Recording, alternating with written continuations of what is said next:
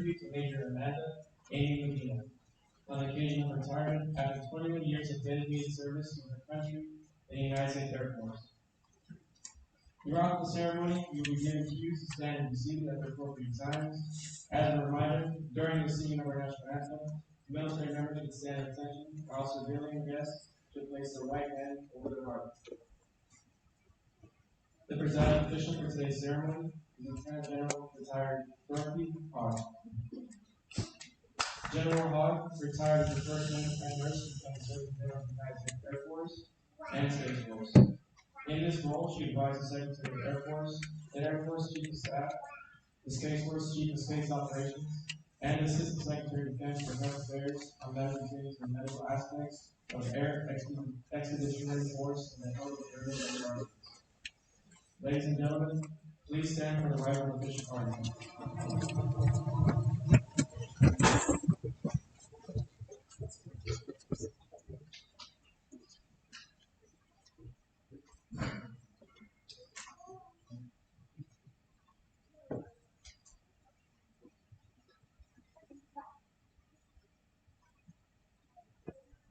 We ask that you remain at standing for the playing of ruffles and flourishes, the presentation of colors by past papers and honor guard, the singing of our national anthem by Glenn Garza, and the dedication by John Rowley.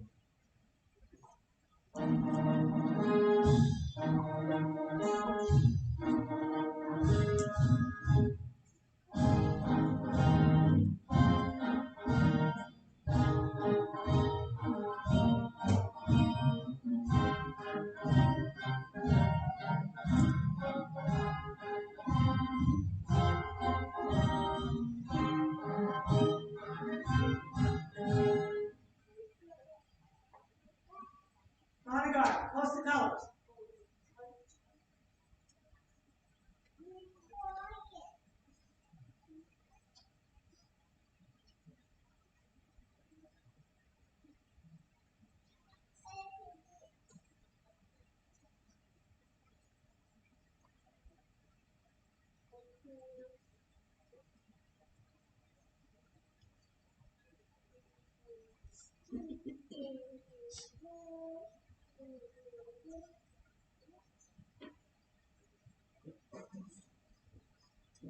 Colors. Hope. Reason. Heart.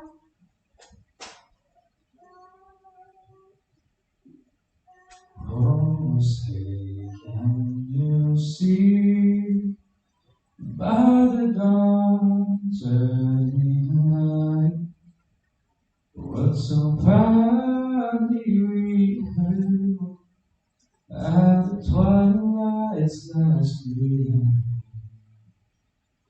Whose broad stripes and bright stars through the perilous sky?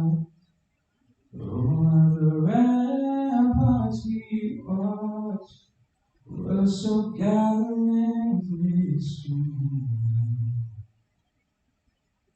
and the rocket's red glare, the bombs bursting in air, gave truth to that night that our flag was still there.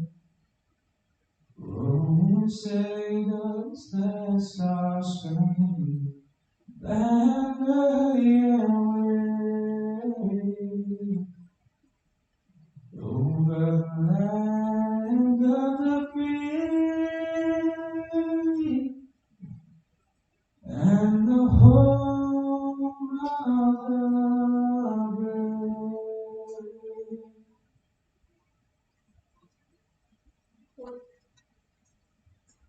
Heart.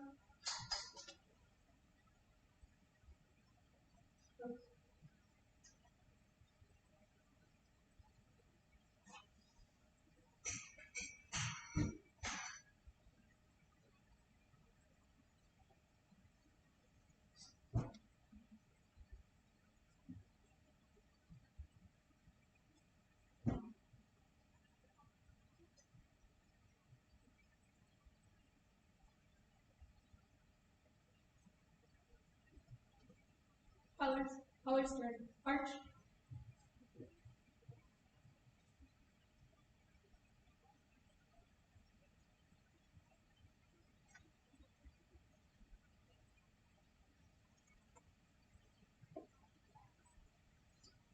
I invite you to join me in a word of prayer.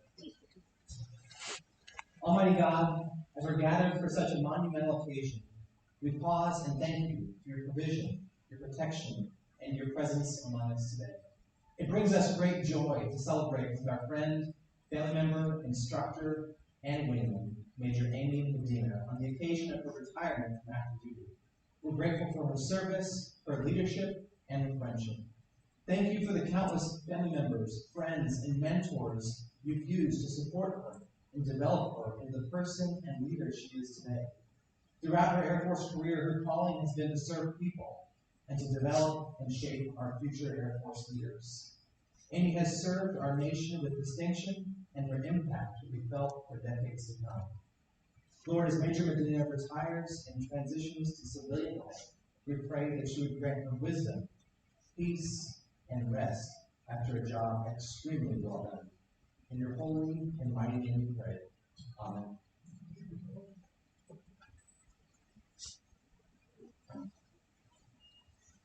Ladies and gentlemen, please take your seats. Thank you, ladies and George, for that beautiful rendition of the national anthem and Chaplain Lola for the invitation. Before we proceed with today's ceremony, I would like to take this opportunity to introduce our distinguished guests who are here to honor Major Medina. Major Medina's wife, Captain Shirley Medina.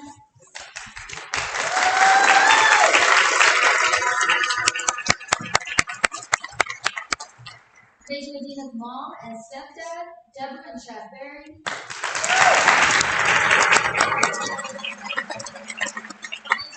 Grandmothers, Lupe Wells and Christine Peters.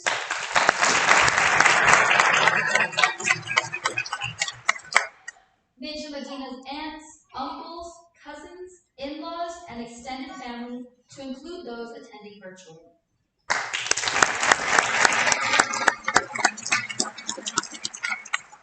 Although time does not permit us to introduce all of our distinguished guests, we thank all of you for attending and extend our warmest welcome to everyone here today and watching online to celebrate Major Medina's retirement. The military retirement ceremony is an Air Force function steeped in military tradition and history. It is a milestone which very few of our nation's citizens ever reach, and an honor bestowed upon those few who have chosen to devote the greatest portion of their adult life to service of their country ahead of their own interests. Regardless of the uniform worn, their service will never be forgotten. Today, we are bidding farewell and celebrating the career of a great leader whom we have all known and whom we have had the pleasure to work with. Ladies and gentlemen, it is my pleasure to present Lieutenant General Retired Hogg.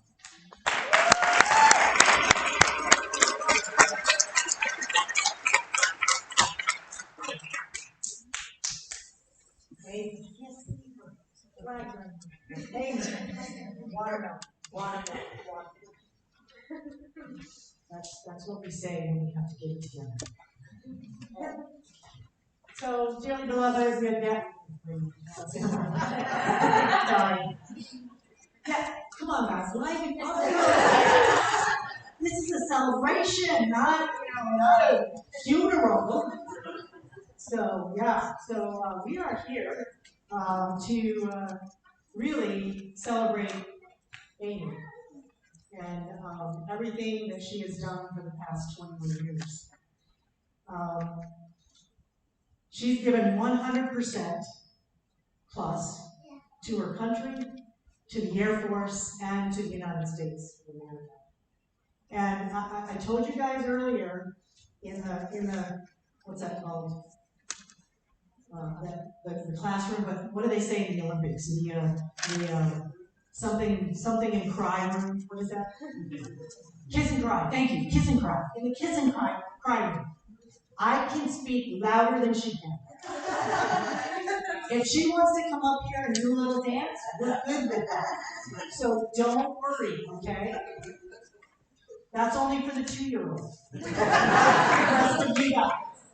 Cadets up there, doesn't apply to you guys, okay?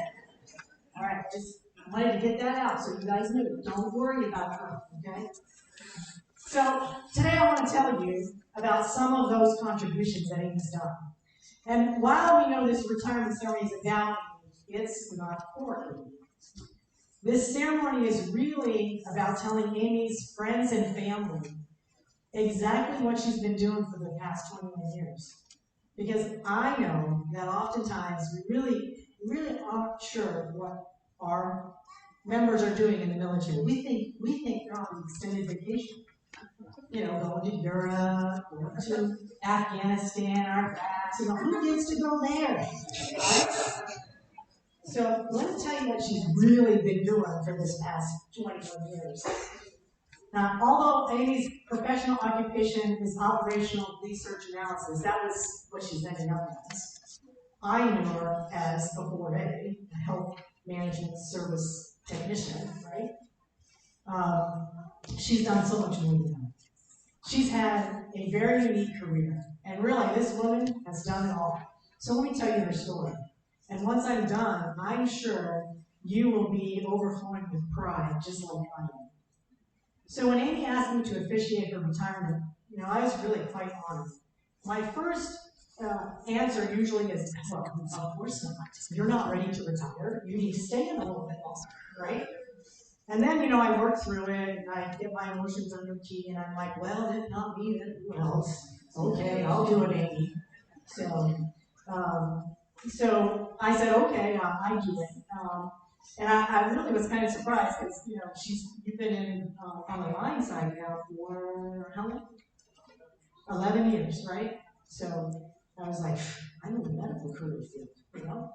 She probably wants somebody way more important than me, but no, she picked me. So, you know, when we can maintain contact over the years, you know, she would come and visit me whenever she went TY and I was stationed there, and we'd go out to dinner and just have a chit chat. Her, myself, and my husband, and we just had a good time. I even re-enlisted her in Kansas with her grandmother when I was the squadron commander there. She called me at night, I think you showed up. And she goes, hey, could you re-enlist me? And I'm like, oh, sure, when? Like tonight? Okay. We bowled together when we were in the med group on the med group bowling team. You know, and as a matter of fact, it was usually myself, my husband Jeff, you, and Kendra. Where's Kendra? Way back there. It was usually the 4 of us. We had some backups just in case one of us couldn't do it, but it was usually us 4, right? And our team was called the Weebles. Who knows what Weebles stand for? Oh, just the front row. Okay, let me tell you cadets. Weebles are these little round things that when they sit on the ground and you hit them, they just wobble, but they don't fall down. That's what our pins did. We hit them, but they wouldn't fall down. But we had a great time. It was so much fun. Okay, now I'm dating myself, so that's what I'm going to stop that. So anyhow, Amy, I'm really honored to celebrate with you and humbled that you asked me to officiate at your ceremony, so thank you. You know, I know we already went through the family and welcoming them, but, you know, I just have to say again, her wife, Sheree, thank you. Thank you for being here. Thank you for supporting her. Being a dual military couple is not always easy. My husband and I were dual military. You have to juggle a lot of things. But the support that each of us gave one another is extremely important, so thank you. You know, warm welcome to her stepdad and mom, Chad and Deb, right? To her brother Aubrey, who's attending remotely, I think. So if you're out there, everybody say hi. Hi, Aubrey. Okay. Maternal grandmother, Lupe Wells. Thank you. And her maternal grandparents, Delbert and Christine Peters. Delbert is remote, right? And I want to give a special shout out to Delbert because I believe he is a World War II vet, right? Was in the World War? No. Yes. Not military, but he was. Oh, he wasn't. Well, he was still military. So he's a veteran. So we stand on their shoulders, what we do. So thank you, Delbert, for your service. I want to welcome Amy's uncles, Patrick Wells. Patrick, yes. And Wally. Wally. Both of you are veterans. Yes? Patrick, you run the Marines. I'm sorry you picked the wrong service. Any other Marines in you? Oh, shoot. You did a good job. And Wally, you were in the Air Force. Right. So thank you for your service, too. I very, very much appreciate it. To Amy's in-laws, father-in-law Ray Medina, Ray, right there. Ray, sorry. Grandparents. See, that's what's hard about this. You have to get everybody straight and straight. So Ray and grandparents Bonnie and Ray, right? And then to the rest of the family and friends, thank you for being here with Amy today. It means a lot to her to share this special occasion. And I really want to give a special shout out to the cadets back there. They're always in the back row of pews. Because you know, if they get close, somebody might call on them. Right? Is that right? Yeah. If you guys are just starting your careers, maybe some of you are prior enlisted, so you have some background, right? If you're wondering what success looks like, right there.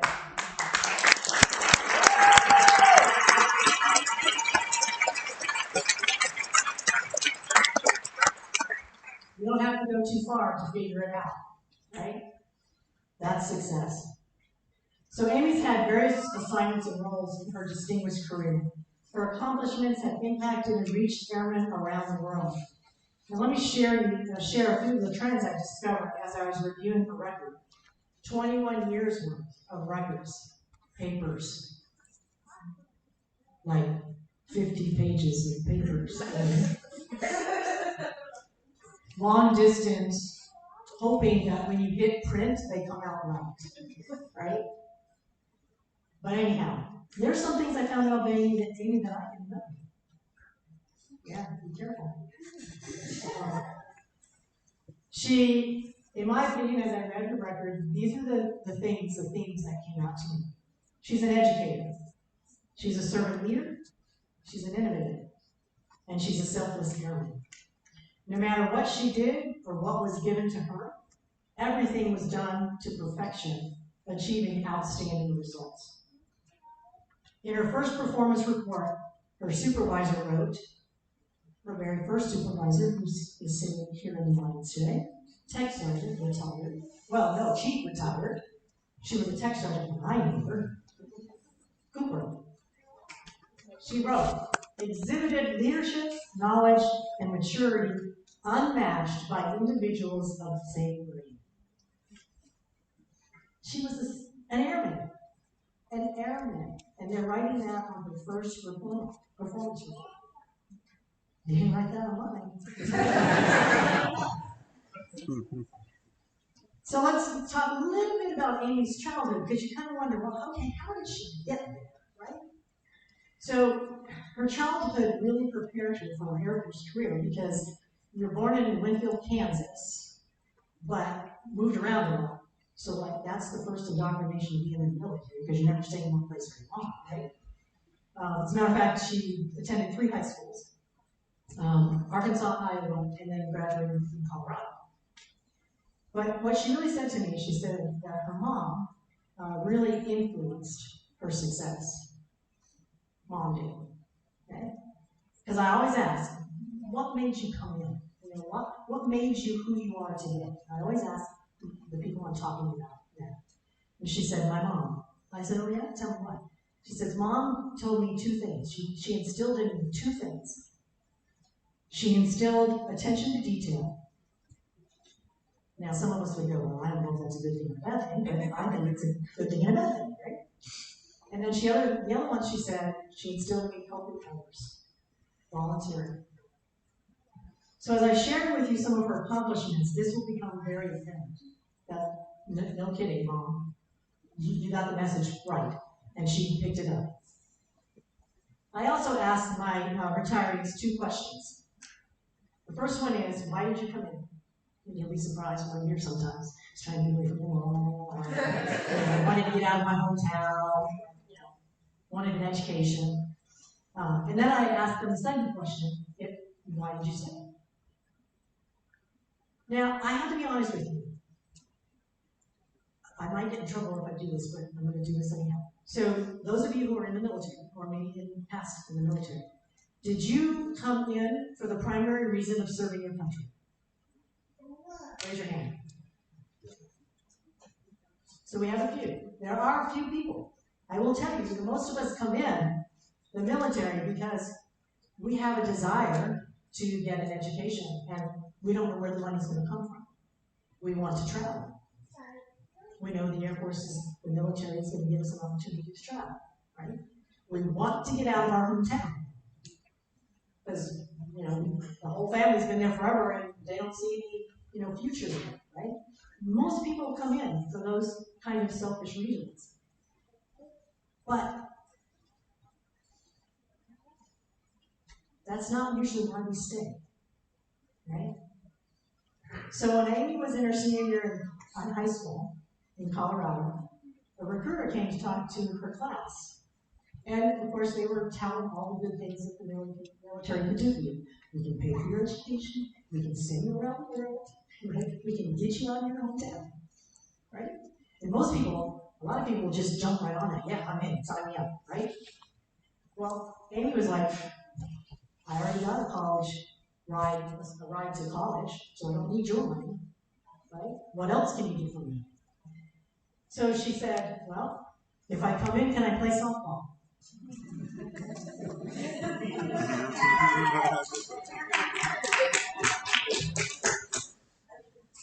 And the recruiter said, well, of course. Sign me up. That was not going to think about it. She could play softball, right? So she came in. And, she also came in going, well, if I come in, I can build my resume. Because, I'm only going to stay 4 years. But I'll have a good resume when I get out. And I'll be, pretty competitive for jobs on the outside. 4 years. 21 years later. 21 years later. So why did she stay? She stayed because of the opportunities that the Air Force was giving her. She was doing things she was certain she would not be doing if she were in a civilian career. And as one of my chiefs said when I retired him after 30 years of service, as I asked him the same questions, and he said it so eloquently, I said, you need to be the 3-star. I should be the chief. He said, the first 4 years, I was in the Air Force. After that, the Air Force was in me. And that's exactly what happened to Amy. First 4 years, she was in the Air Force. And after that, the Air Force was in her. And now, 21 years later, all of the successes and the accomplishments and the contributions are outstanding. So, Amy began building her resume in September 2001 as a health service management technician was sent to Little Rock, Arkansas. And she was often selected for difficult assignments because she would complete them right the first time, every time, consistently exceeding Air Force standards. And as the unit deployment manager, she enabled accurate projections of all of the 2005 Air Expeditionary Force taskings, ensuring 215 airmen were trained and ready for their deployments. She volunteered for Operation Iraqi Freedom. She volunteered for Operation Iraqi Freedom as a force protection security escort, guaranteeing the safety of over 6,500 personnel and over 60 aircraft. And in addition to her day job, she was also volunteering as honor guard. She coached the first ever Bases Children's Softball League. There you go. Softball. She knows to do softball. She was always organizing multiple fundraisings for the Booster Club. She was a driver for Airmen Against Drunk Driving. I remember I remember coming, no, I don't know if it was you, visiting. I was visiting the Airmen Against Drunk Driving. But I don't know if it was you, maybe not. But that was a very active program early on, and very important program for our airmen. And all the while taking college classes with a 3.9 GPA. What happened to you at 1%? 0.9%?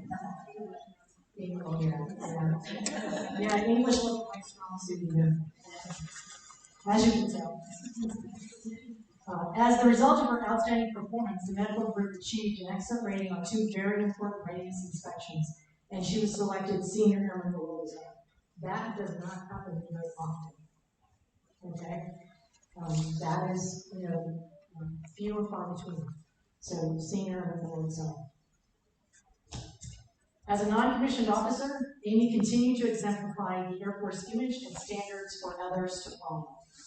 Whatever Amy was in charge of, she would always make it better, either through process improvements or attention to details. See, she did it. She was often selected as airman of the quarters, many quarters. I was trying to count them, but I was afraid I was going to leave one out. Like almost every EPR, and even on her officer reports, she was either airman of the quarter or company grade officer. Sharp Troop Awards, and even mentioned by name on many customer appreciation comment cards. Not to mention, of course, the one thing that really got her was she was one of the top Air Force softball players. And not a med group softball player, Air Force softball player. And she made it to the Armed Forces team, and they placed second in the Softball World Series. Okay, second. I knew she wasn't very happy. She's never happy with second. But second, really, come on, that's pretty cool. But I think the icing on the cake, and I think what really will drive home just how significant Amy really truly is that she received the coveted John Levitot Award from Airmen's Leadership School. Now, let me tell you, mom, dad, aunts, uncles, cousins, families, friends, what does that mean? The John L. Levitot Award goes to the student who achieves the highest overall standard. The highest overall standard from a combination of academic scores, performance evaluations, and leadership qualities. And it's the highest honor to be awarded to an enlisted member from a professional military education opportunity. The highest. You can't get anything above that. Well, maybe the Presidential Medal of Honor or something like that, but that doesn't count because that's excellent, right?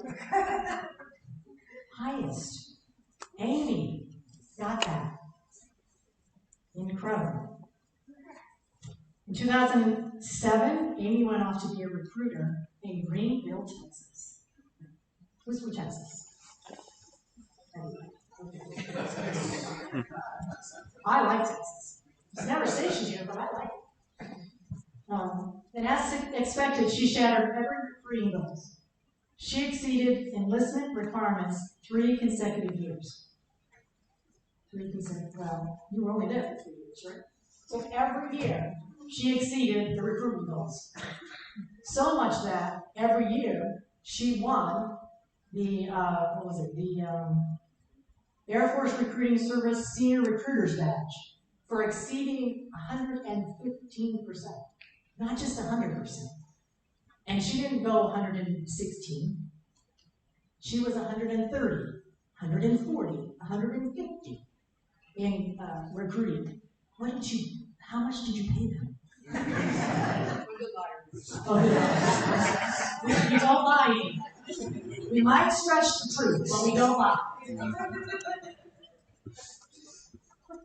And her performance earned her squadron, top squadron, and the Air Force Outstanding Unit Award in 2007. They got excellent on their 2008 operational readiness inspection. So you can see that while Amy is doing a really great job, it's just not about me. She's doing it for her unit, right? She wants them to look good too, not just her. She just happens to get recognized for all the good stuff she does too, right? In 2008, and during that time, you also finished your second community college degree in 2008, right? Your third? Your UPR is wrong. It said second. We gotta go fix that now. I'm sorry, you can't type. What's wrong? Okay. Third community college of the Air Force. So in 2008, I was one of many who wrote a letter of recommendation for Amy to be selected to the Airman Education and Commissioning Program.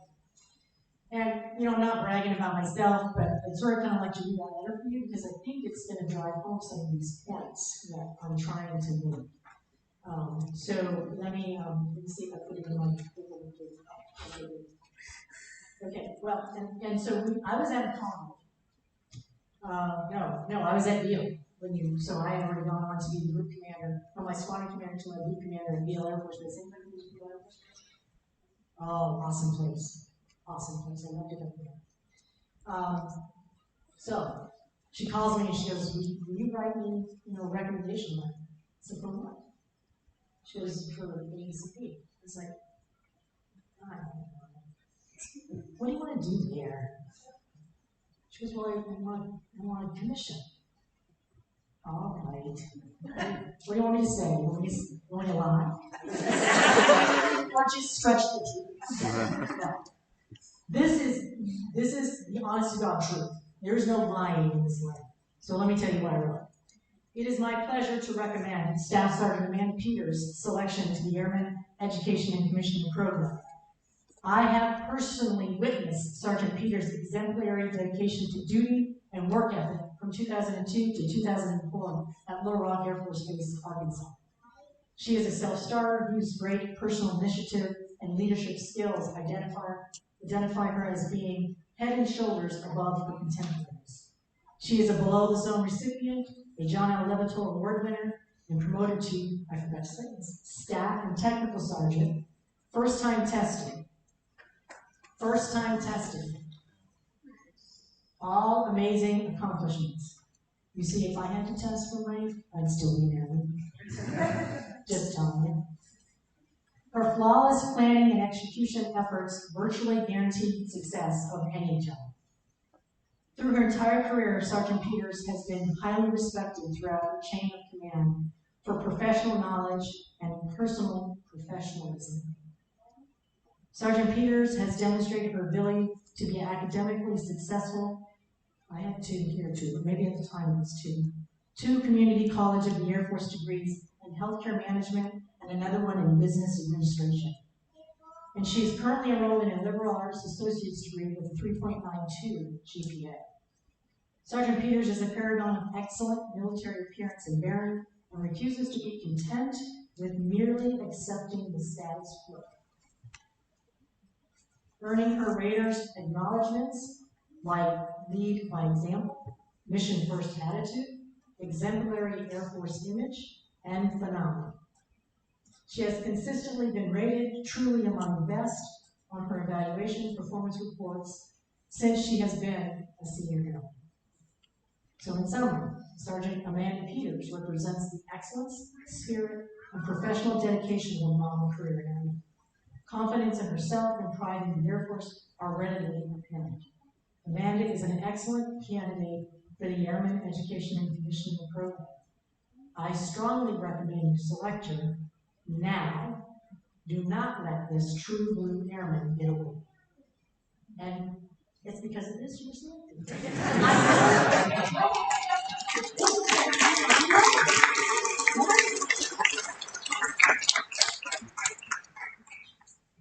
So anyhow, she now commissioned, went to school in 2000. No, you graduated in 2011 with your bachelor's.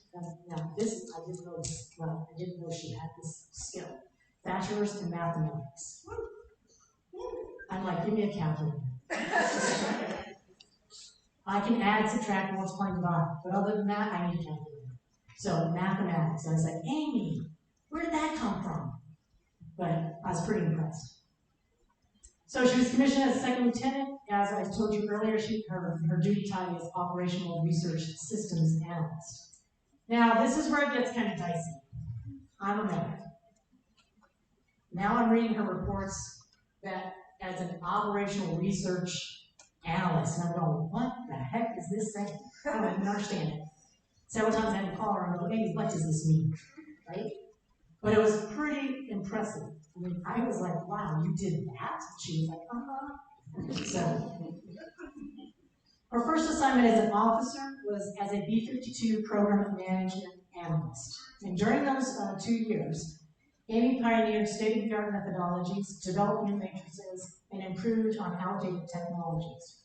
So I said, okay, what does that mean? So in a nutshell, she took a really old, outdated aircraft, like 60 years old, and improved capabilities so it could continue doing its mission.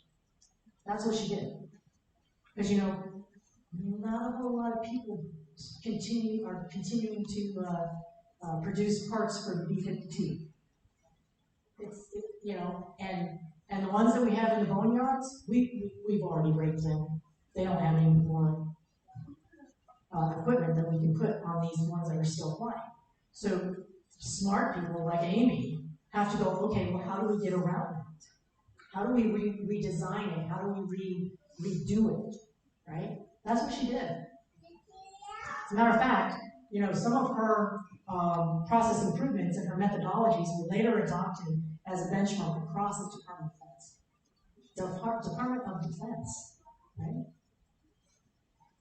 Now, here's where I'm going to tell you a little secret about Amy. So, when Amy graduated from her mathematics degree, she really wanted to teach mathematics. But the Air Force at that time didn't really show a whole lot of interest in her teaching mathematics. And so she said, well, if you're not going to let me teach, and we're in the middle of a foreshaping area, she put in her separation paper. As a matter of fact, she called me and said, you know, what do you think? I'm like, of course not. What's the matter with you? We need you. I'm not sure I'll say it like that way, but so she felt that her resume was strong enough and that she really wanted to go back to Colorado and teach. So she put in her separation paperwork. But thanks to the Air Force, they got it right this time. And they said no. They don't often do that. They said, no, you need to stay. I think they were just kind of teasing her because, like, shortly after that, they sent her to the Air Force preparatory school so she could teach mathematics. Right?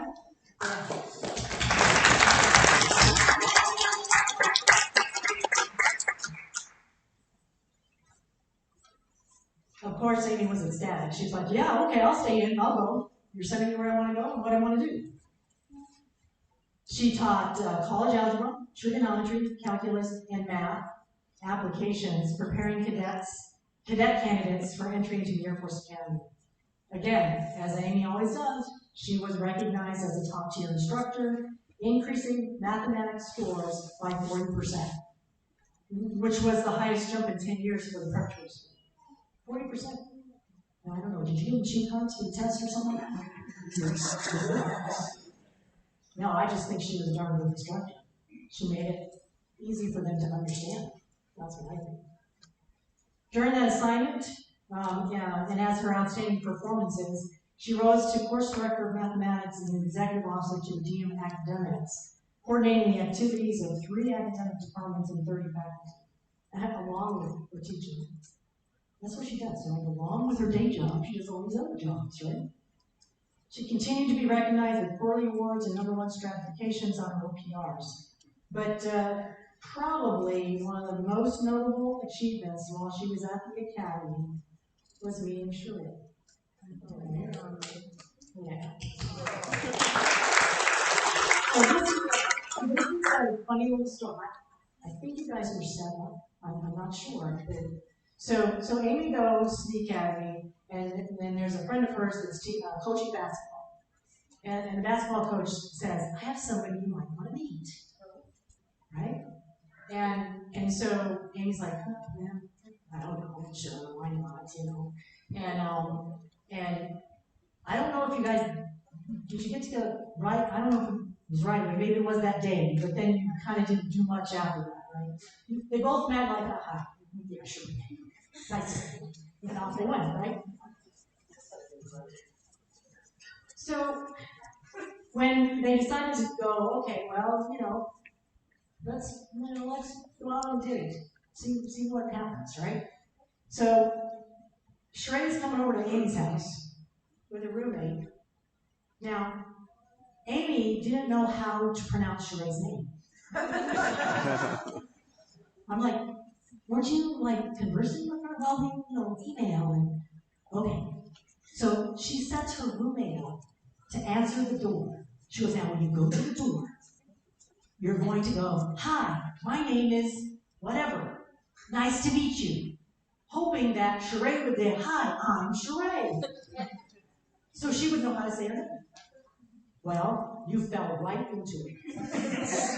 Because then she knew how to say Sheree, right? And the rest is history. They went out and got married in 2016.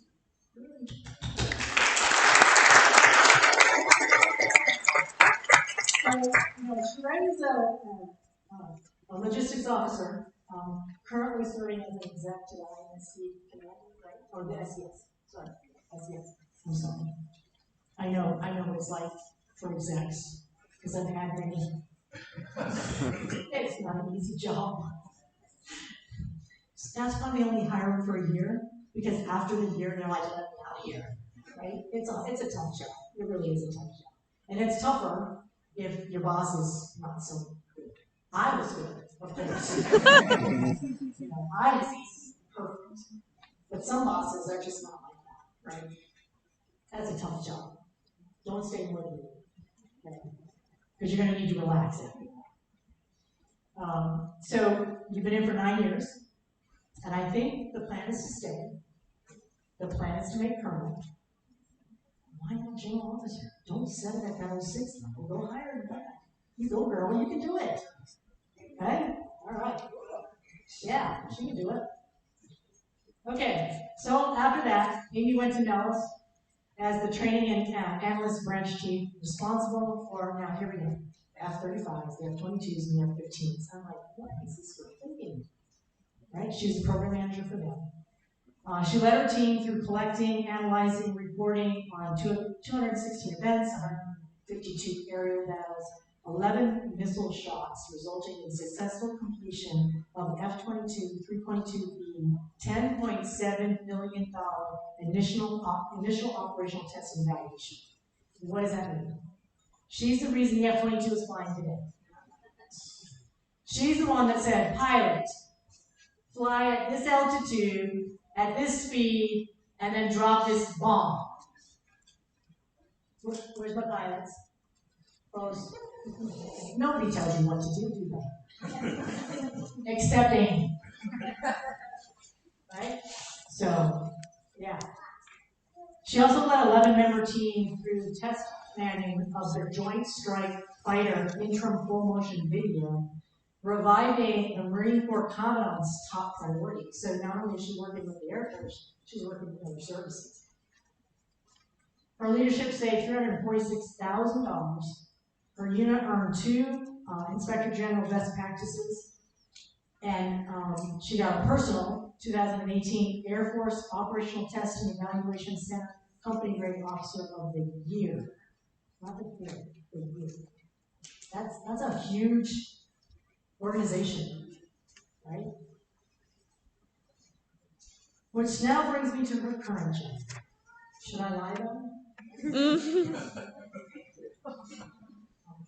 So she's the ops officer for the Air Force Reserve Officer Training Corps, and I'm going to call you the COVID safety officer. COVID. Can't believe I'm up here without masks, or somebody has to write down this, COVID is here with us to stay. It's not going anywhere. We've got to figure out how to live life with it, not around it. Okay? Vaccinations don't keep you from getting COVID. They just keep you from getting really, really sick if you get COVID. How many people get their flu vaccine every year? How many people got the flu when they got vaccinated? Right? We lose 40,000, I'm going on a 10. We lose 40,000 people a year to the flu. 40,000 people to the flu. Now, COVID is worse, yes, but we got to figure out how to work with it. And we're getting there. We're getting there. So, not only was she responsible for training, leading, counseling, and evaluating 250 plus prospective Air Force officers, she had to do all of this in spite of COVID. It really caused a lot of chaos in the beginning. If somebody was in this auditorium today, there'd probably be like 4 seats in between everybody. 2 people here, empty row. 2 people there, empty row. Right? Field training. How do you continue doing readiness to make sure our airmen are ready to go do the mission and do it with COVID? That's what Amy had to do these last couple of years. And she did it all while she's still instructing college classes, like the Air Force Foundations class, Air Force History, and Leadership in National Security Affairs. And from that, she earned the Southwest Region's Company Grade Officer at the 4th quarter and the Holmes Center Company Grade Officer of the Year in 2020. Not to mention that her detachment won Southwest Region 2020 Team. Her detachment. Okay? So again, it's not just about Amy. All right, so you recall Amy's inspirations that I mentioned in the start. What were they? Attention to detail. Attention to detail, and what else? Volunteerism, right? It's all. You just heard some of the highlights of her career. She's had faith, she's believed in herself and in her team. She took care of her family, both her Air Force family and her personal family. She created and fostered friendships within the service, across the services, and changed the world in doing so. Amy's positive attitude is infectious, and it's dearly needed. So if you look for what a successful Air Force career looks like, look no further, because she's sitting in that chair right now. And every one of you can be her. Okay? You have to work at it. Right? Amy didn't achieve any of these successes on her own. Amy has been pushed, pulled, and lifted into situations she probably wasn't sure she could do, by those who knew she could do it. We were there to support her because we respected her as an operational expert, but more importantly, as a leader. Sheree, thank you for your support of her career. You've made sacrifices. You will continue to make sacrifices so Amy can pursue her goals. And the time that you will spend apart, you'll get that back later. So thank you for your service too. I'm medical, so my mentors are nurses usually. I grew up reading Claire Barton and Florence Nightingale and all that. And Claire Barton has a saying that I have used my entire career because I truly, truly believe in this. And Amy epitomizes what I'm about to say that Claire Barton's quote is. So Claire Barton once said, "I have an almost complete disregard of precedent and a faith in the possibility of something better. It irritates me to be told how things have always been done. I defy the tyranny of precedents. I go for anything new that might improve the past." Amy, you disregarded precedent because of the faith you had in something better. The Air Force is better because of you, and I thank you for your excellence, for your selfless service, and for your integrity in all that you do. and will do. Thank you for your passion, your passion, and for your fellow airmen. Godspeed in the next adventure. It is going to be just as fast and furious as this one. And I have no doubt that it will be just as successful, if not more. So congratulations on your time. Thank you.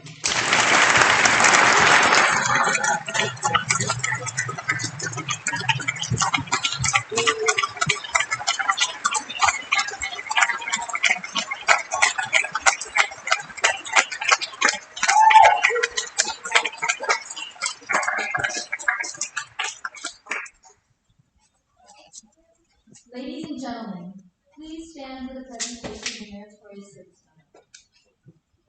Attention to orders. The Meritorious Service Medal, First Oak Leaf Cluster, have been awarded to Amanda M. Medina. Major Amanda M. Medina distinguished herself in the performance of outstanding service to the United States as Operations Officer, Air Force Reserve Officer Training Corps, Detachment 842, the University of Texas at San Antonio, Texas.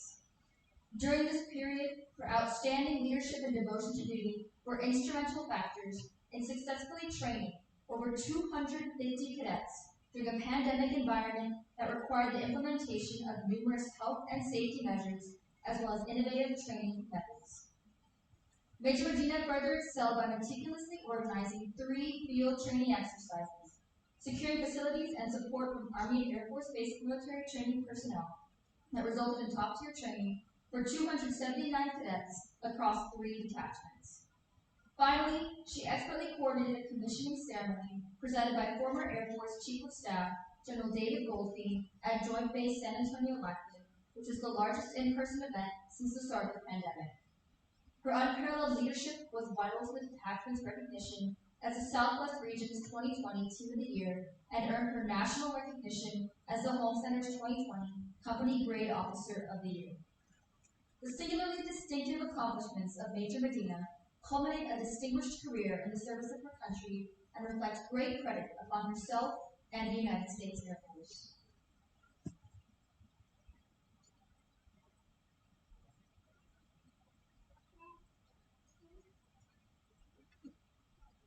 We take pictures? We just take the film. Quick, anybody want to take pictures? Yeah.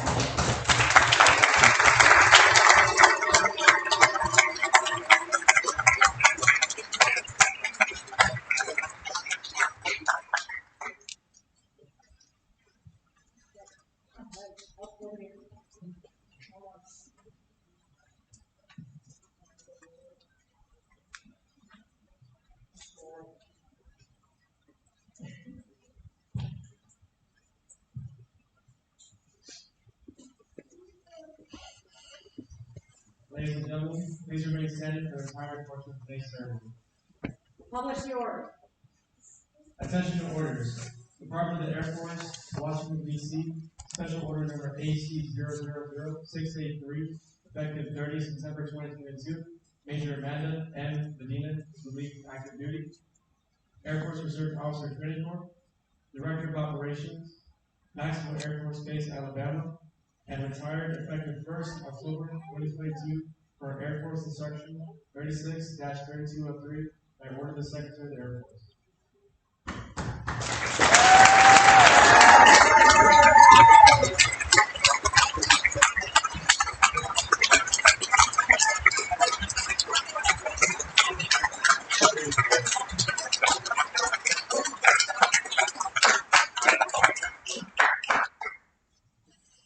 Please be seated.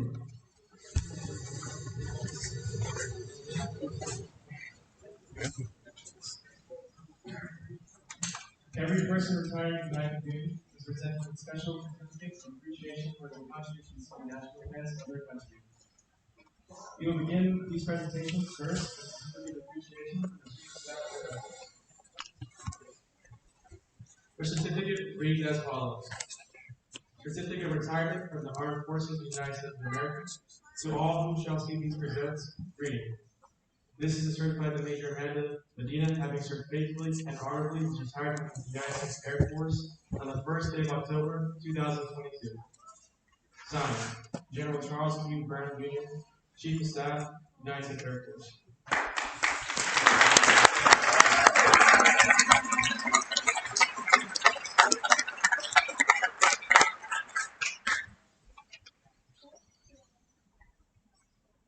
Major Medina is also receiving a certificate of appreciation by the Chief Master Sergeant of the Air Force, Chief Master Sergeant Joanne S. Bass, which reads in part, I am proud to join your friends and family in congratulating you on your retirement from the United States Air Force.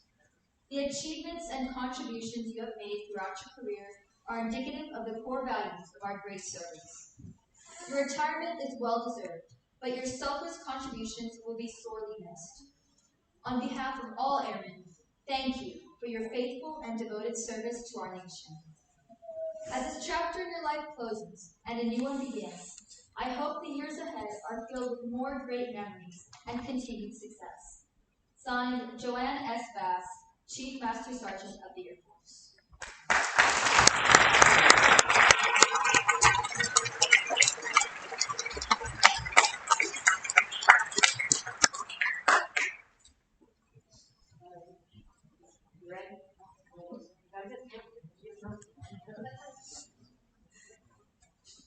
Major Medina has also received other congratulatory presidential letters which are on display in the gallery.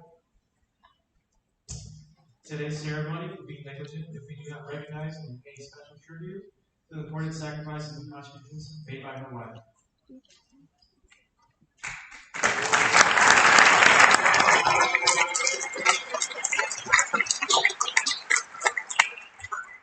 Captain Medina is receiving a certificate of recognition for United States Air Force, which says, in grateful appreciation, United States Air Force presents a certificate of recognition to Sheree Medina for the commitment and the many contributions that make positive impacts to the nation's defense. Thank you for the support which gives strength and purpose to your wife's sacrifice. Signed, General Charles Q. Brown, Jr., Chief of Staff, United States Air Force.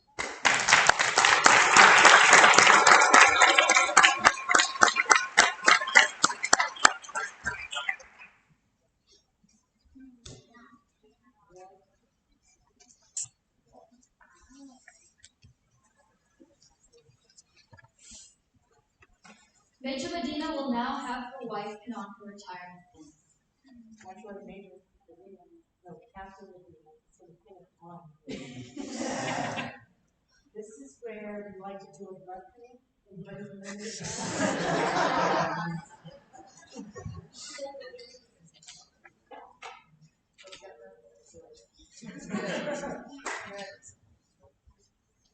Come on, you can do it.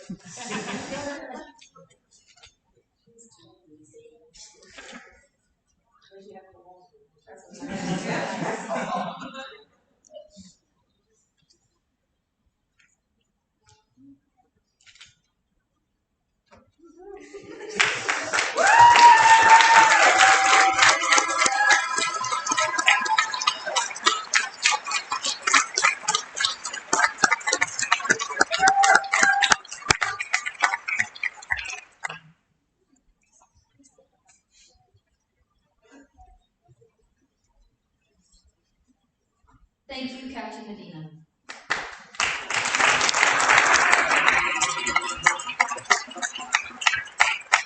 Captain Medina and Major Medina's mom will now present Major Medina with her shadow box.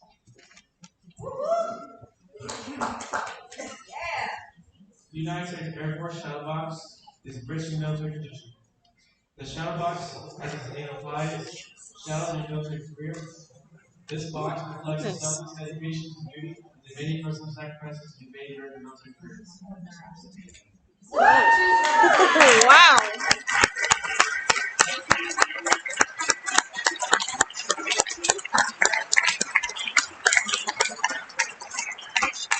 The patches represent your personal journey along the way.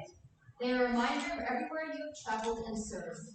They are a true token of your military service. The ribbons, more than just mere cloth, are a reflection of the person who wore the uniform of the United States Air Force. The devices represent valor and reaffirm your commitment to service. The badges represent career paths the Air Force needs you to follow, and you did so with conviction and devotion. May you display the shadow box in a prominent place so all who see it know Major Medina served her country with dedication, sacrifice, and above all, honor.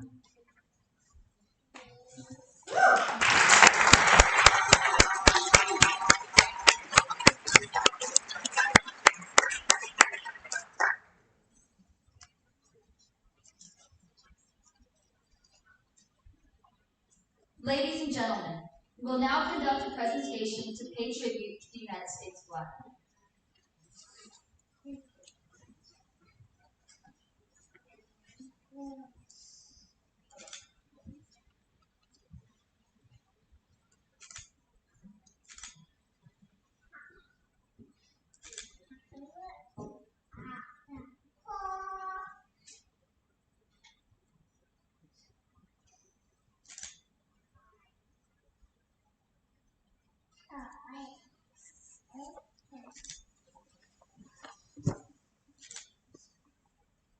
For more than 200 years, the American flag has been a symbol of our nation's unity, as well as a source of pride and inspiration for millions of citizens. Born on 14 June 1777, the Second Continental Congress determined that the flag of the United States be 13 stripes, alternating between 7 red and 6 white. That the Union be 13 stars, white in a blue field, representing a new constellation. Between 1777 and 1960, the shape and design of the flag evolved to the flag presented for you today. The 13 horizontal stripes represent the original 13 colonies, while the stars represent the 50 states of the Union.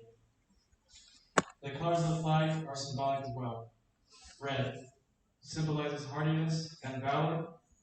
White signifies purity and innocence.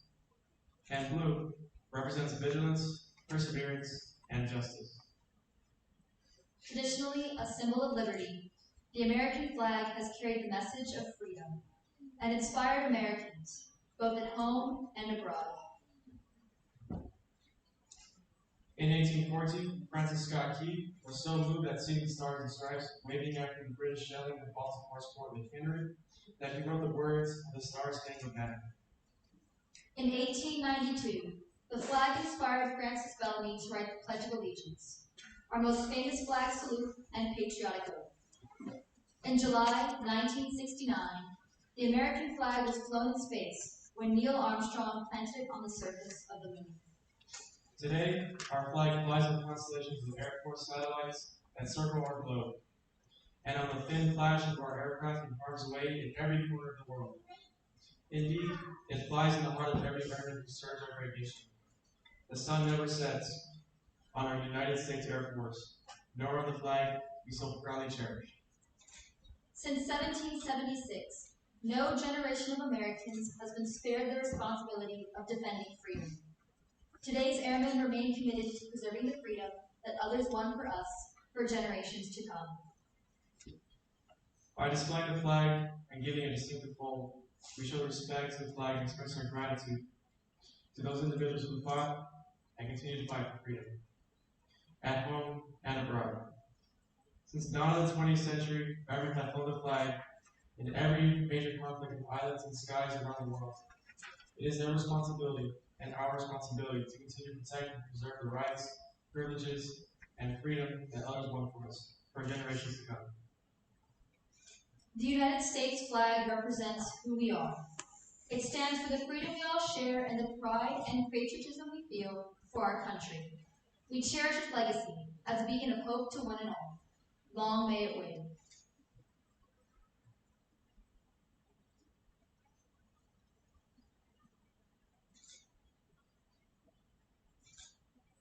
Major Medina, on behalf of Detachment 842, your friends and your family, I present this flag in recognition of your 21 years of faithful service with the United States.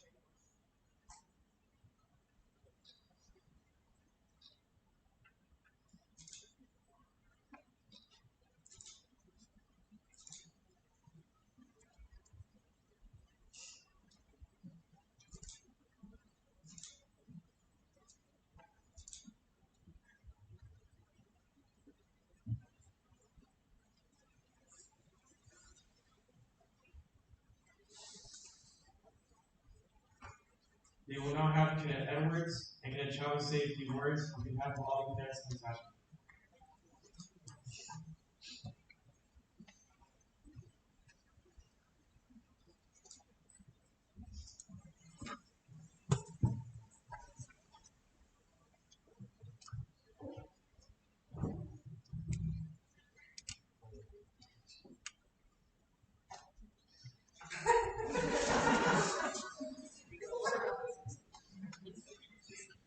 Major Medina, standing up here today is an honor and a privilege of being able to present my peers in the commissioning class of 2022. When Cadet Edwards and I were asked to give the final remarks, we were more than happy to express our gratitude. Your time here at Cadet 42 has been an impact on so many young adults like myself that a simple thank you is not enough to express the appreciation and mentorship you have shown us. Major Medina, from the bottom of my heart, thank you again. Cadet Edwards will now give the concluding final remarks. All right, thank you, Cadet Chavez. First off, I just want to say thank you for giving us this opportunity to speak on your special day. It's nice to see you surrounded by your family, and finally, after those many, many stories in class about your wife, it's been a pleasure to meet you, Captain. I promise you, I'll make this quick, as I'm not sure how long Cadet Chavez and myself can hold back these tears. But on behalf of the entire Cadet Week and the commissioning class of 2022, which were only 83 days and a few hours away, but who's counting? We just wanted to say one thing. Thank you, Major Medina. Thank you for your long hours and your dedication to us to ensure we have the tools to be successful in our careers. Without you, we would not be the leaders we are today. And as your Air Force career is coming to an end, everything you have taught us will stick with us for many years to come. Although I swear you never smile, I can assure you that you make us smile. And we are truly happy and blessed to have had you a part of our Air Force ROTC journey. I have no doubt in my mind that you're one of the best mentors I've ever encountered in my enlisted and Air Force ROTC life.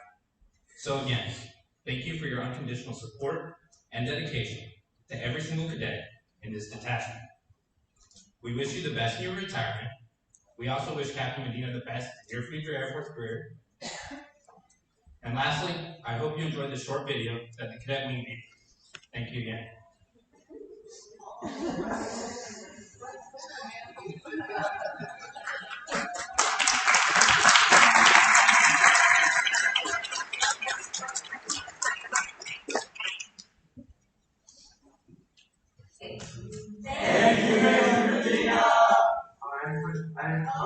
Thank you, Major Medina. Alright, thank you, Major Medina, for all your in-depth knowledge of the list life that you shared with us for my graduation year and helping us all throughout your office. Thank you, Major Medina, for all of the leadership and just all of the wisdom that you passed on to us. We really appreciate it. And kind of along the same lines, thank you for all the knowledge, wisdom, everything that you've shown us and have shared with us. So thank you for also being an example of what it means to be a great leader, an exceptional officer, and even a better person. Thank you for you for staying yourself and bringing to them all your values and all of your beliefs. So the debt would have been the same as it is now if it weren't for you. So thank you. Thank you so much, and on the benefits. I'm Major Medina. I just want to say thank you so much for taking me under your wing and mentoring me. And I want to wish you best of luck as you start a new chapter in your life. Stay healthy and stay safe, man. Thank you, Major Medina.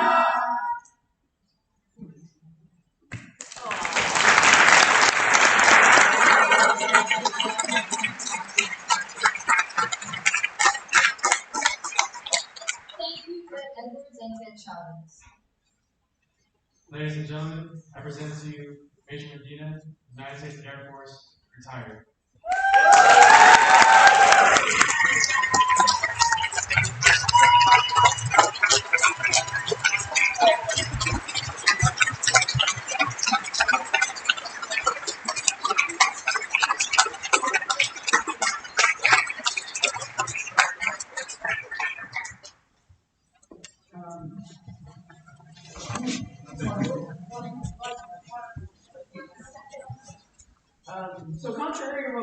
Kansas cadets as far as like reading or some public speaking skills. Yeah, I'm gonna have to go to this a lot. Sometimes to avoid rambling, hopefully, maybe. I also don't want to forget anything important, that recognitions and things like that. And probably mainly just get through this. So forgive me up front. You got this.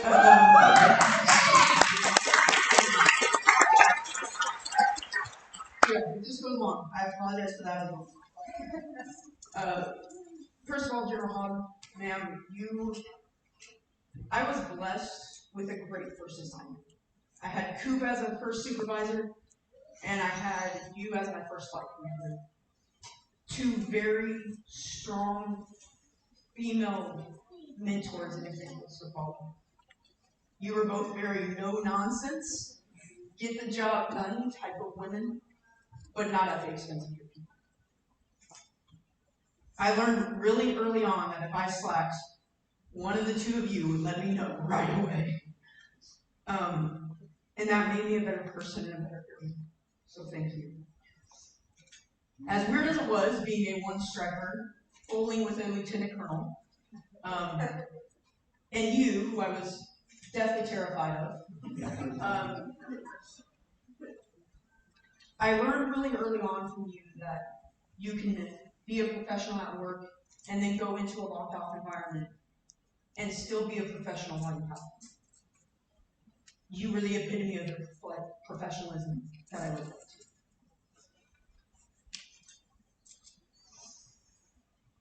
to. In 2003, I was in Coops in your office quite a bit. I walked into your office one day, unannounced.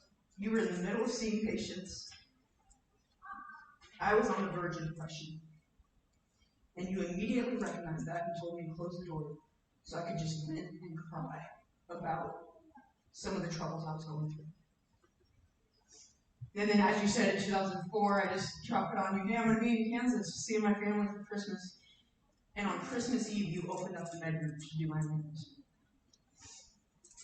You, over the next 19 years, were there to take my phone calls, to answer my emails, to give me honest advice, even if it's what I didn't want to hear. You even forced Second Lieutenant Sheree to call you and ask for my hand in marriage. To then two-star General Hogg. And we will tell that story probably the day we die. So for the past 19 years, I have looked up to you. I have respected you. And I am so proud to call you my mentor and my friend. From the bottom of my heart, thank you.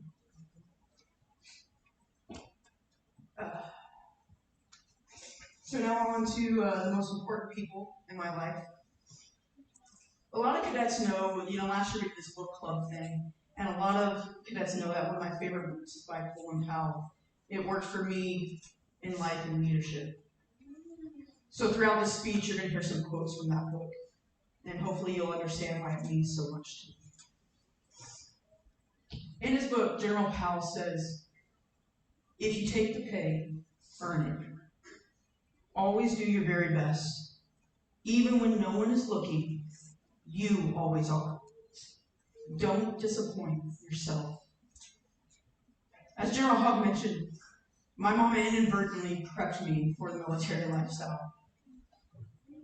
And I think all my former cadets and coworkers would probably agree that if something was wrong, no matter how remotely small, like an extra space in a paragraph on those biographies, I was going to find it.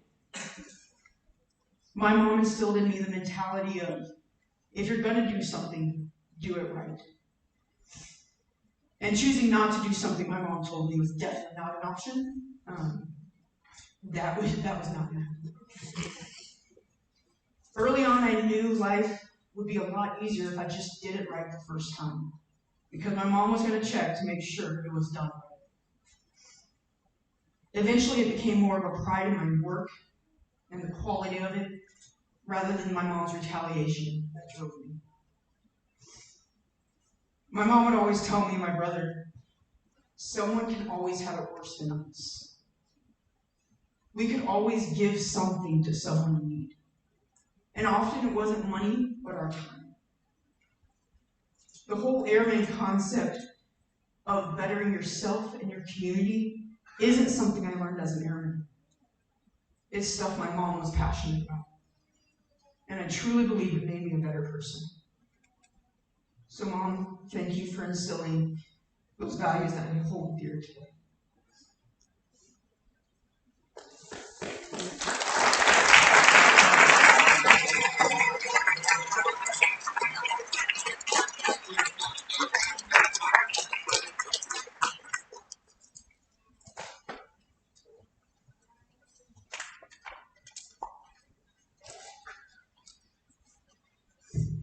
I'm fortunate enough to have both of my grandmas here today, as well as a third one I gained, Sheree's grandma, Bonnie.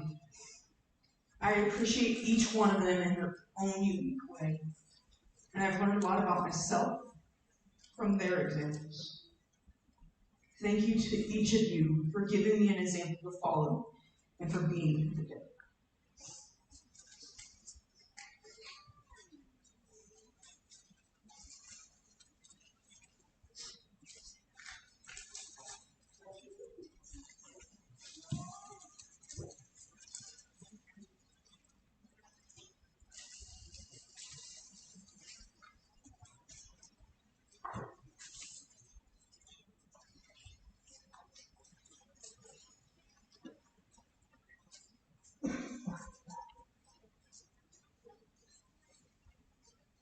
So y'all may not believe this, but I was kind of a stubborn kid growing up.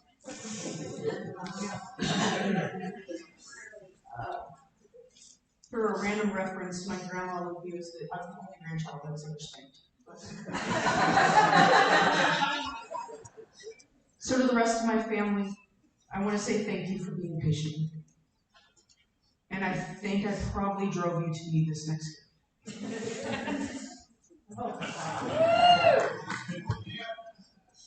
Y'all can share this.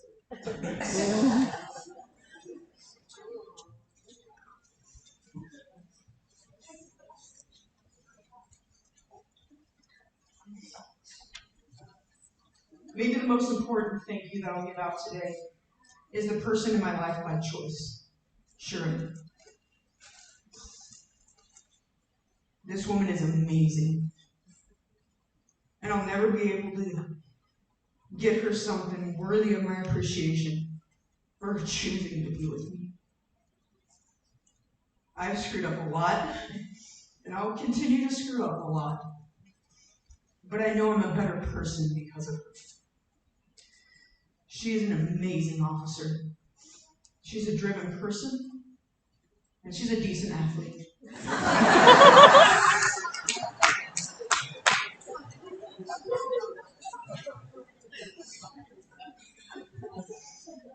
Professionally, I tried to set the bar high for her to follow me. But I'm excited to see her surpass me in every way. And to support your journey along the way. She patiently, and sometimes not so patiently, stood by me through many workaholic nights. I vividly remember telling her about 6 months ago that I was serious about considering retirement. And her words to me were, "Thank God."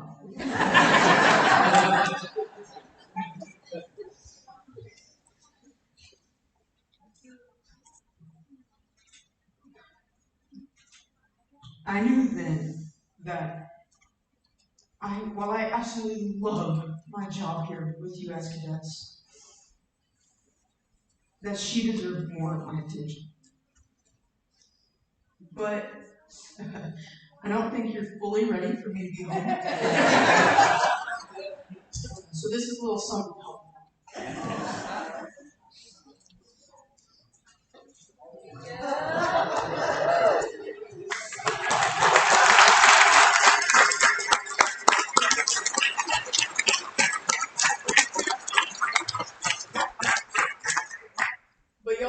pretty difficult, so that's probably not a sign.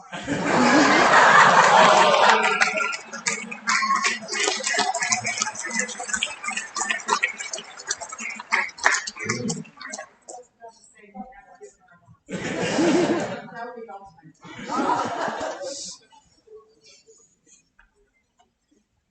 So I put off writing this speech until literally 40 hours ago. Because for the past 6 months, I thought about all the things that I would want to say when this day came. And I just kept coming back to my career. And this part of my life is not really ending if I don't write it down. How do you summarize your thoughts, your experiences, your feelings over the past 20 plus years in the shortest amount of time possible to not put people to sleep?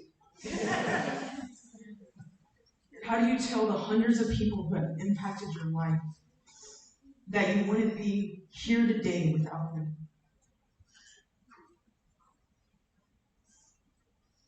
How do you let go of something you've put your heart and soul into for your entire adult life? So at some point, you can't procrastinate any longer. College students, you know this. And you have to start writing. The only conclusion I could come to is the summary of my career has revolved around two things: how people have impacted me and how I've hoped to impact you. Well, I definitely put you to sleep if I went through every single person. I want to at least try to show my gratitude to you all for not only helping me professionally, but more importantly, by growing into a better person than the day I met you. I have a friend, Kendra, Brock. No matter if you get married or not, you're always Brock. Kendra and I met at MEPS. We shipped to basic training together from Denver a week after September 11th. Then we went to tech school at Shepherd. Then we went to our first base together at Little Rock. It's not often that you find someone who can truly relate to the most drastic change in your life by literally being by your side for the first 4 years of it. I also have my Coleman family here, which is a group of friends from Little Rock called First Base together that have made an effort over the last 20 years to get together as often as possible. I can't fully express my genuine love and appreciation for them. I have my first supervisor, Coop. I'll never forget how she told then Lieutenant Colonel Hogg that she would do her work, which included a second NCO's job as well, not just PCS, and my work. So the work of 3 people just to allow me to go try out for Air Force Song. No matter the manning, she supported my desire to start college right away, try out for softball, and gave me the opportunity to develop. Then I get back from deployment, and I have the privilege of working for her again. Only for her to give me my only one EPR that was not a Firewall 5. Coop, you always pushed me to be better. One of my proudest moments was being able to go to your retirement as a second lieutenant to show you my bars for the first time. You have always been a second mom to me. And being able to have you see me go from a slick sleeve airman basic to an officer and make you proud will stick with me forever. There are so many coworkers in here today that I've leaned on for support. And probably every single one of them has had to hear me vent to them. Thank you to people like Flash and Crispy, who kept me sane in a crazy fire world at Nellis. My prep school buddies, who would go to derivatives, aka happy hour at Old Chicago, every Friday night. That's what happens when you teach. And people here at ROTC, like Colonel Rendell, Lieutenant Colonel Hoffman, that gave me the opportunity to finish my career in San Antonio, where it all started. You gave me the opportunity to do a job that I find incredible purpose in. And along the way, you let me voice my opinion, sometimes in a very strong way. And then you let me get back to work and do what I love. Thank you, gentlemen. I have been surrounded by some amazing leaders in my career. Mr. Fuller, a retired Marine, who showed me that you can make cadets do push-ups in class. I mean, you might as well get physically stronger and mentally stronger when you show up to my class. Yeah. But the whole staff at the prep school that had such a passion for teaching math and for truly caring about making great officers. And likewise, people like Mr. Young. I always prided myself throughout my whole career that no one would be able to beat my work ethic. Well, I met my match in Mr. Young. He is one of the hardest working, knowledgeable, and humble people I've worked with. Colin Powell said, if you don't know your job and can't do it well, there is no reason why followers should respect you. Mr. Yano, you have my utmost respect. To Cadet Ray, to Cadet Ray and every single cadet and my wife who put this ceremony together, I'm forever indebted to you. You have made this day special and unforgettable. I've been thinking for weeks about how to repay all of you, and I can't think of anything that would measure up to it. The closest that I can come is Sheree and I will provide him a scholarship each year to a Det 842 cadet. In honor of Cadet Ray's ability to lead the team that pulled this whole thing off, I'm asking that you be involved with the selecting of a well-deserving cadet each year that displays an ability to lead their peers as you do. Woo!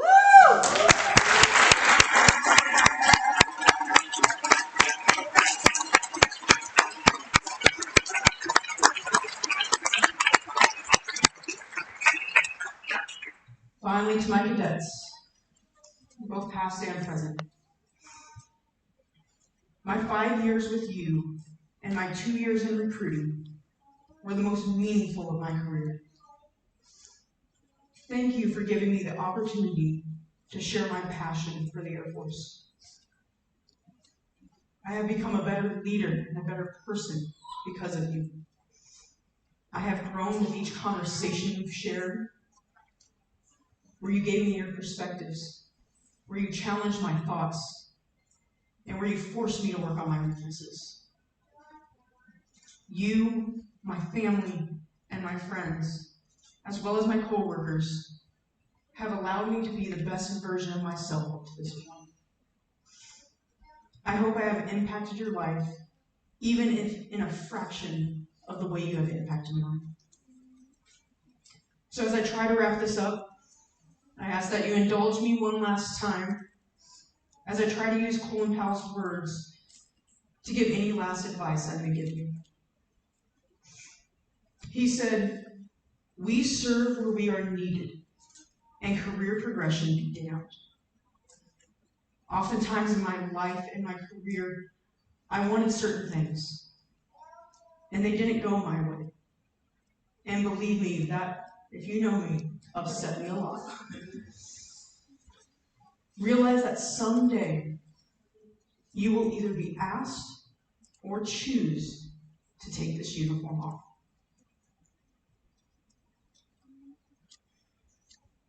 Each day with it on is an opportunity to serve something better than yourself.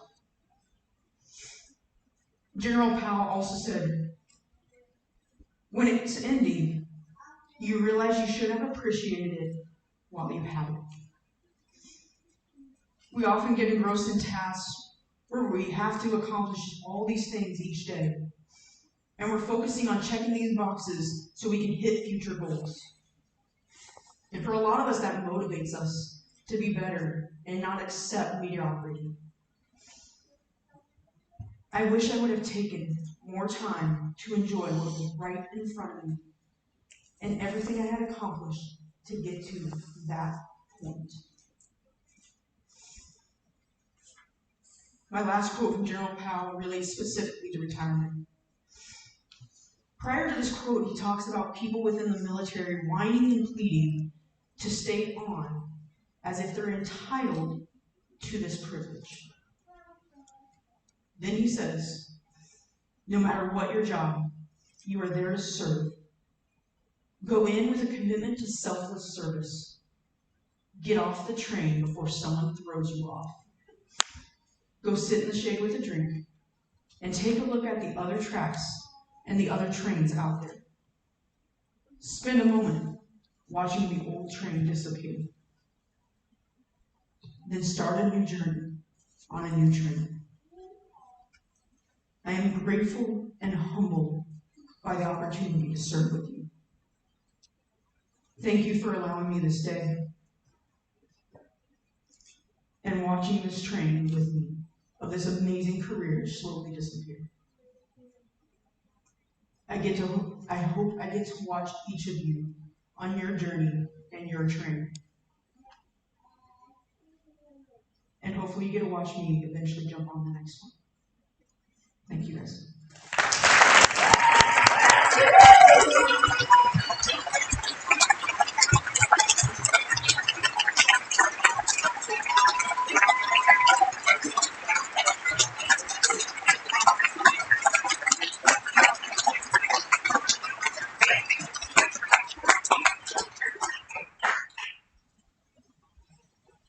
Ladies and gentlemen, the men and women of the United States Air Force are proud to have served with Major Medina and wish her and her family every success in their future endeavors. Please stand for the playing of the Air Force song and the departure of the official party.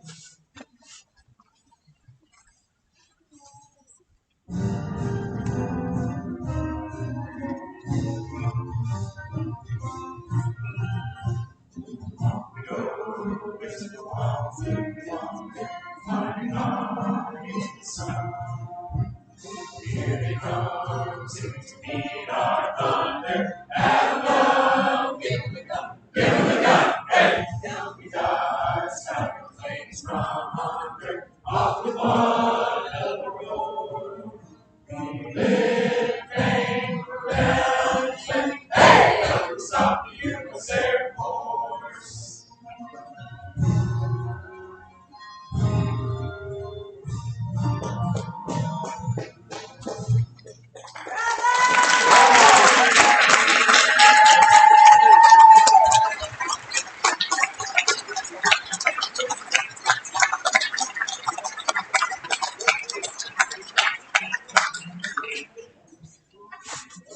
This concludes the ceremony. We invite everyone to join the oral hog and congratulate Medina. All are invited to stay for light refreshments located in the Galleria.